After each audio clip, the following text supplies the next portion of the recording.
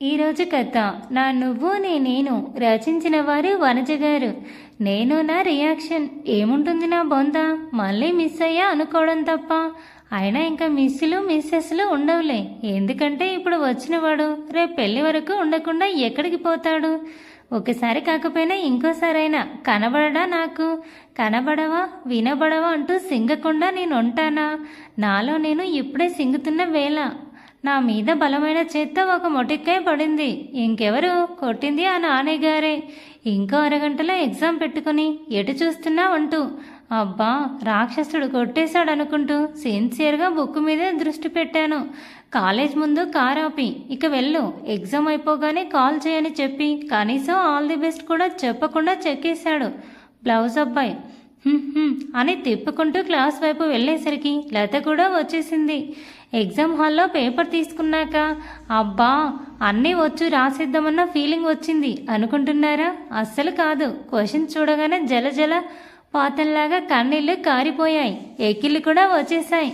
అరగంట ఎలా ఖాళీగా ఉన్నానో నాకే తెలియదు. లతని చూస్తే అది కనిపించలేదు. ప్లేసెస్ ఎక్స్చేంజ్ అవ్వడం వల్ల క్వశ్చన్ పేపర్ కూడా సరిగ్గా కనబడటం లేదు. కళ్ళకి నీళ్లు అడ్డం వచ్చాయేమో. గట్టిగా ఊపిరి పీల్చి వదిలి ఒక్కో క్వశ్చన్ 2-3 సార్లు చదవడం స్టార్ట్ చేశా. అబ్బా క్వశ్చన్ పేపర్ తయారు చేసిన వంగో పెట్టి కొట్టాలి. డైరెక్ట్గా అడగకుండా అన్ని క్వశ్చన్లు ఇండైరెక్ట్గా అడిగి చచ్చాడు. అవన్నీ ఆ నాని ఎక్స్పెక్ట్ చేసినవే.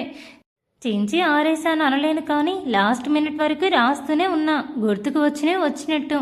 ఇద్దరం వీడ్కోలు చెప్పుకున్నాక లతని పెళ్లికి రమ్మని ఇంకోసారి చెప్పి నేను నాన్నగారికి ఫోన్ కలిపాను.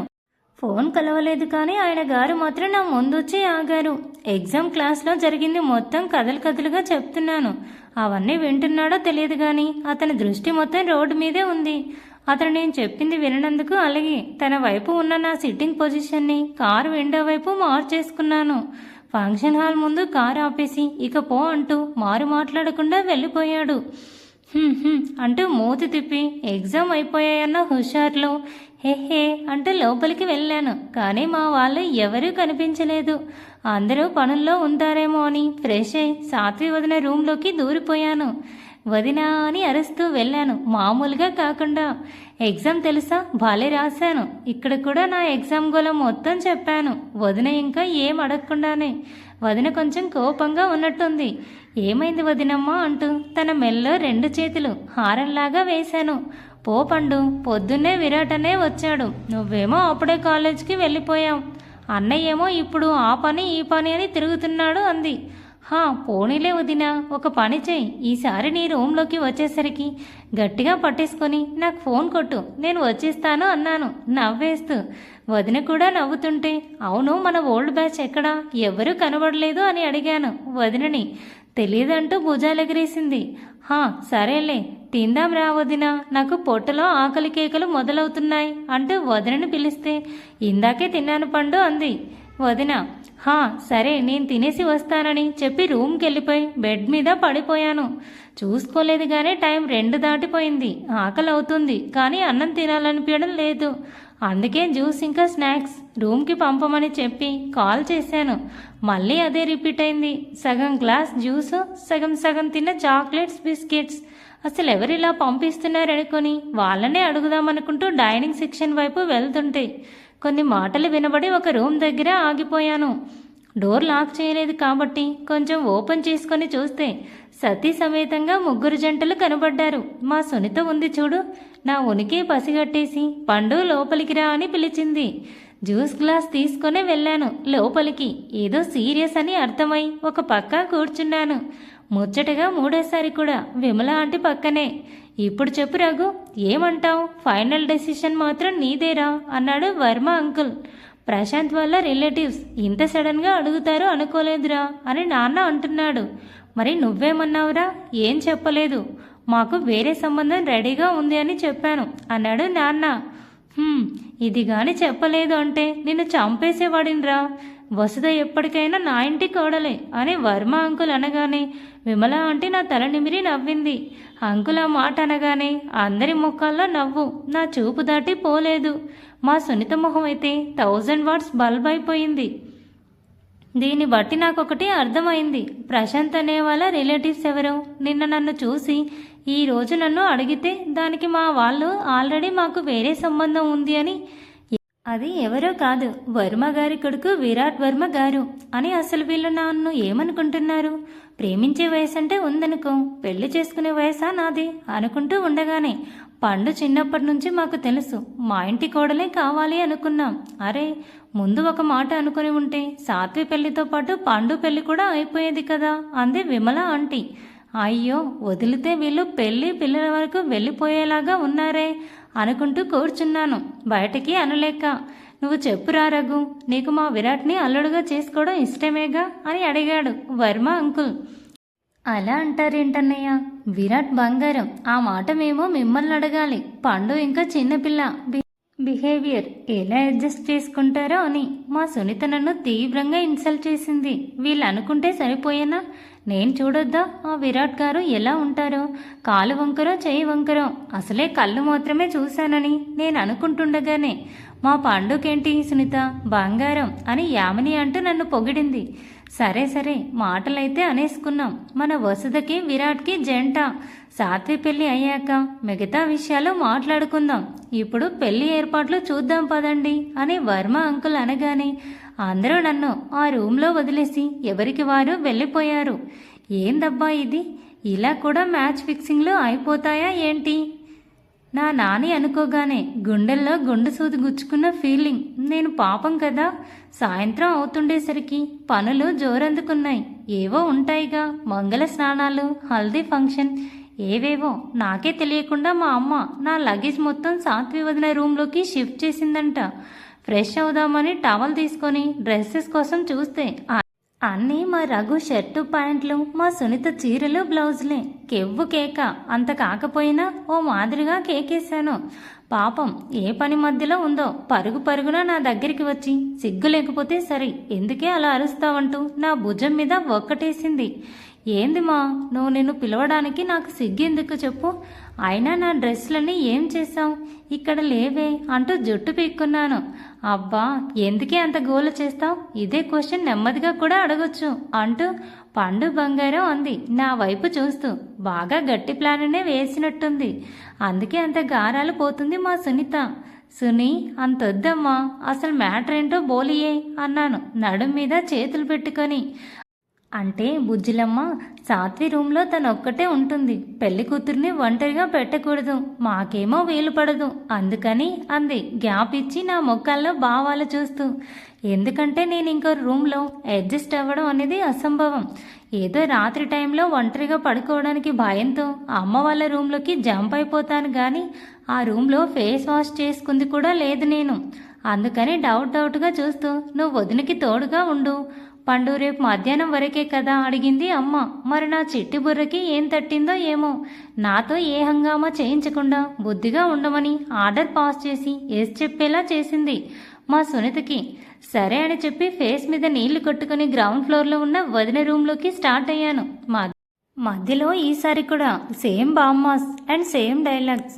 ఉఫ్ అనుకుంటూ వదిన రూమ్లోకి వెళ్ళగానే తను డ్రెస్సింగ్ రూమ్లో ఉన్నట్టు కొంచెం గట్టిగా చెప్పింది. అలాగే అని నేను కూడా కాస్త గట్టిగా ఫ్రెషప్ కోసం వెళ్తున్నా వదిన అని చెప్పి డోర్ లాక్ తీసి డ్రెస్ బెడ్ మీద వేసి వెళ్ళిపోయా. నేను బయటకి వచ్చే లోపు వదిన రెడీ అవుతూ కనిపించింది. అంటే నేను షార్ట్ టీషర్ట్ వేసుకుని బయటకి వచ్చాను. బెడ్ మీద నా డ్రెస్ కనబడకపోవడంతో వదినని అడిగితే ఇంకో లాంగ్ ఫ్రాక్ తెచ్చిచ్చింది. ఎల్లో కలర్ ప్లెయిన్గా ఫుల్ స్లీవ్స్తో సింపుల్గా ఉండి లెఫ్ట్ సైడ్ మాత్రం పింక్ అండ్ గ్రీన్ కలర్లో ఒక ప్లాంట్ మొలిచినట్టు ఉంది డిజైన్. ఏంటి వదిన అన్నట్టు చూస్తూ ఉంటే హల్దీ ఫంక్షన్ అండ్ మంగళ స్నానం కదా, అందరూ ఎల్లోనే వేసుకోవాలి అని చెప్పింది. సరే అంటూ చెప్పి మరి డ్రెస్ నాది కాదు కదా అన్నాను. నీది కాదు కానీ నీదే, నీకోసం తీసుకున్నదే అని వదిన చెప్తుండగానే ఒక బ్యూటీషియన్ వచ్చింది. ఇద్దరం మాటలు పక్కన పెట్టి వదిన ఆమెతో మేకప్ చేయించుకుంటుంటే నేను డ్రెస్సింగ్ రూమ్లోకి దూరిపోయాను. నేను రెడీ అయ్యి వచ్చేసరికి ఆమె వదినను రెడీ చేసి నా వైపు తిరిగింది. కెనై మేడం అంటూ. వద్దు అంటూ చేతులు అడ్డం పెట్టేసరికి నవ్వి వెళ్ళిపోయింది. వదిన అన్నాను తను నా వైపు చూస్తూ ఉండటంతో. చేయించుకోవచ్చుగా మరదల్ వదినాస్ అంది కొత్త పిలుపుతో. నాకు అలవాటు లేదు వదిన, పైగా ఎక్స్ట్రా. ఏం యూజ్ చేసినా నాకు పింపుల్స్ వచ్చేస్తాయి అని ఫ్లోలో చెప్పి ఆగిపోతూ, ఏంటి ఏమన్నా వదినా అన్నాను. తను అన్నది గుర్తు తెచ్చుకుంటూ నన్ను బెడ్ మీద కూర్చోపెట్టి నా చుట్టూ చేతులు వేసి, పండు అలియాస్ వసుధ గారు, మమ్మీ పిన్ని చెప్పారు నీకు మా నాని అన్నయ్యతో మ్యారేజ్ ఫిక్స్ అయిందంట కదా. సో అన్నయ్య వైఫ్ కాబట్టి వదిన, ఇంకా నాకంటే చిన్న కాబట్టి మరదలు అంది కన్ను గీటుతూ. అబ్బా, 1 గంట డిస్కషన్కి పెళ్లి ఫిక్స్ చేశారు మా వాళ్ళు అనుకుంటూ, అంత లేదులే వదిన, మన వాళ్ళు ఏదో అనుకుంటున్నారు అనేశాను వెంటనే. అంటే ఏంటి పండుగారు, నీకు మా నాని అన్నయ్యని పెళ్లి చేసుకోవడం ఇష్టం లేదా అని. పోనీ నీ మనసులో ఇంకెవరైనా ఉన్నారా అంటూ ఏడుపు మొహం వేసినట్టు చేసింది. అది ఉత్తుత్తి అని నాకు మాత్రం ఏం తెలిసొచ్చు. అంతలో ఆంటీ అమ్మ వచ్చి వదినని తీసుకెళ్లారు. మనం లేట్ కదా రెడీ అవ్వడంలో. వాళ్ళు వెళ్ళాక హెయిర్ లూజ్గా వదిలేసి ఫుల్ స్లీవ్స్ కాబట్టి బ్యాంగిల్స్ ఏమీ వేసుకోకుండా సింపుల్గా హల్దీ ఫంక్షన్ దగ్గరికి వెళ్ళాను. డెకరేషన్ అయితే అదిరిపోయింది అనుకునే లోపు మా వాళ్ళందరూ ఎంట్రీ ఇచ్చారు. లేడీస్ ఎల్లో శారీ కట్టుకుంటే జెంట్స్ ఎల్లో కుర్తా ఇంకా వైట్ పంచలా ఉన్నారు. మొత్తం అంతా yellow yellow dirty fellow, sorry పసుపు రంగులోకి మారిపోయింది. మనకి ఎక్కడ ఏం కంపారిజన్ వాడాలో తెలిసి చావదు కదా. ఫస్ట్ పెద్దవాళ్లతో పసుపు నలుగు పెట్టించారు, తర్వాత మిడిల్ ఏజ్ వాళ్ళు, ఇంకా రీసెంట్గా పెళ్ళైన వారు. అలా నా దురదృష్టమో అదృష్టమో 2 సైడ్స్ నా ఏజ్ వాళ్ళు ఒక్కరి కూడా లేరు. సో మనం చివరిగా వెళ్ళి అన్నయ్యకు జస్ట్ చెంపలకు పసుపు రాసేసి వదిలిని మాత్రం పసుపు మొహం చేసేసాను. యాక్చువల్లీ వెళ్ళేదాన్ని కాదు కానీ ఓ ఓల్డ్ బ్యాచ్ నన్ను ముందుకు తోసేశారు. నెక్స్ట్ మంగళ స్నానం స్టార్ట్ అయింది. అందరూ ఒకరి మీద ఒకరు నీళ్లు పోసుకుంటున్నారు. వదిన అన్నయ్య ఫోటోషూట్లో బిజీ. అవును, 2 ఉన్నారు. ఈ విరాట్ మహాశయుడు ఎక్కడా కనిపించడం లేదంటూ ఎవరినైనా కొత్త మొహాలు కనిపిస్తాయో ఏమో అని చూశాను. అబ్బే లేదే. ఇంకా అక్కడ అందరూ నీళ్లు చల్లుకుంటూ ఉంటే ఇంకోవైపు గార్డెన్ లాగా ఉంటే అటువైపుకి వెళ్ళాను. చిన్నపిల్లల కోసం ఉయ్యాల, జారుడు బండ, ఇంకా సీసా అన్నీ ఉన్నాయి. మనసులో ఏవేవో భావాలు మెదులుతుంటే ఉయ్యాల్లో కూర్చున్నాను. సంధ్యవేళ సూర్యుడు పడమటి దిశకు ఒరిగిపోతున్నాడు. ఆయన చూస్తూ నా చంద్రుడి కోసం మనసు వెతుకుతుంది. ఏంటి సడన్గా మ్యారేజ్ ఫిక్స్ అంటున్నారు? అసలు నాని పేరు ఊరు తెలియకుండానే వచ్చి నా మనసును ఆక్రమించేశావు అబ్బాయి అనుకుంటూ, అసలు ఈ విరాట్ ఎలా ఉంటాడు? అతడే నన్ను వద్దని చెప్తే బావుండు అనుకుంటూ ఉన్నాను. సడన్గా నా పాదాలు గాల్లో తేలుతుంటే కళ్ళు మూసుకొని ఉయ్యాల చైన్ని గట్టిగా పట్టుకున్నాను. భూమి మీద నుండి పైకి వెళ్తున్న ఫీలింగ్. ముందు భయమేసిన కళ్ళు మూసుకుని ఆ క్షణాన్ని ఆస్వాదిస్తున్నా. 5 నిమిషాల పాటు అలాగే ఊగి సడన్గా ఆగిపోయింది. 1 నిమిషం తర్వాత మళ్ళీ మెల్లగా ఊగుతుంది ఉయ్యాల. ఎవరు ఊపుతున్నారు ఆ సెకండ్లో గుర్తు రాలేదు. కళ్ళు మూసుకొని ఇంకొంచెం స్పీడ్గా ఊపు అన్నాను. కింద పడతావు వసు అంటూ ఒక గొంతు నా మెడ మీద నుంచి చెవుల్లోకి చేరింది. నేనేమీ పడను, ఫాస్ట్గా ఊపు అన్నాను. వద్దు అన్నానా? కింద పడతావు వసు. ఈసారి కొంచెం సీరియస్గా వచ్చింది వాయిస్. బావా కొంచెం స్పీడ్గా ఊపు, నేనేం కింద పడనులే అన్నాను. ఏయ్ వసు, నన్ను బావా అనకు, కాల్ మీ మై నేమ్ అన్నాడు. నేను కూడా నీకు చెప్పాను నా పేరు పండు, అందరూ అలాగే పిలుస్తారని అన్నాను. అసలు నాకే తెలియకుండా మాటలు అలా వచ్చేస్తున్నాయి బయటికి. ఒకరు పిలిచే నేమ్తో నేను పిలవను, నేను ఇలాగే పిలుస్తాను అన్నాడు. నువ్వు మొండి, నేను నీ గురించి మామయ్యకు చెప్తాను విరాట్ అన్నాను. ఏంటి వసు? అవును విరాట్ అంటూ సడన్గా గాల్లోకి తేలి ఆకాశాన్ని తాకిన ఫీలింగ్ కలిగేసరికి కళ్ళు తెరిచేశాను. నేను పలికే పేరు విరాట్నా అనుకుంటూ కాళ్ళతో ఉయ్యాలని ఆపి వెనక్కి తిరిగి చూశాను. Thanks for watching. Please subscribe my channel for more videos.